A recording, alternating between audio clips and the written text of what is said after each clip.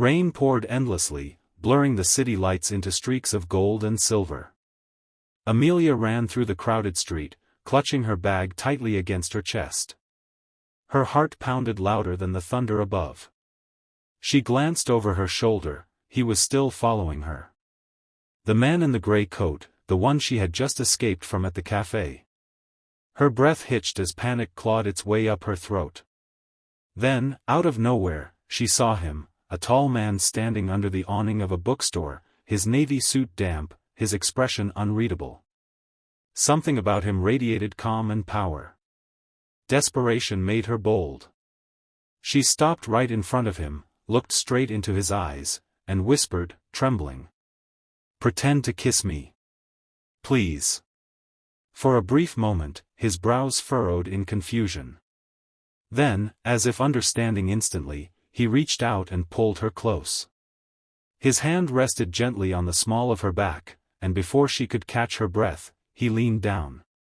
The world seemed to pause, the rain, the noise, everything vanished. Their faces were inches apart, close enough for her to see the flecks of silver in his eyes. The man who had been following her froze, turned around, and disappeared into the crowd. When he finally stepped back, Amelia stammered, I'm so sorry." "That was smart," he interrupted softly. "You're safe now." That night, Amelia thought she'd never see him again. But fate, as it often does, had other plans.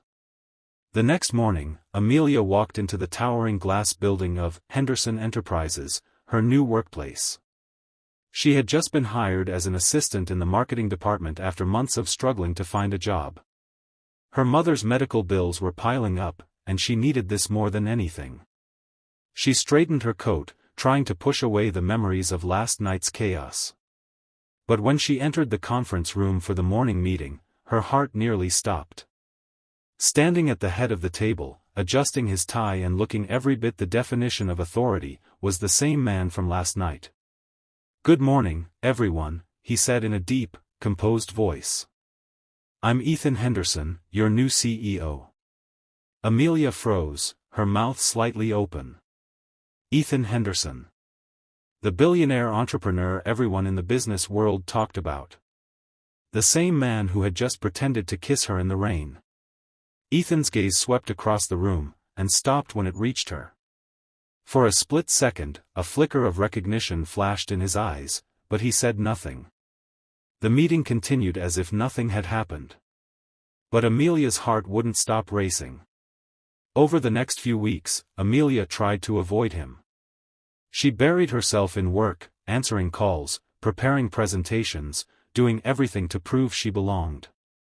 But Ethan seemed to notice her more than he should have.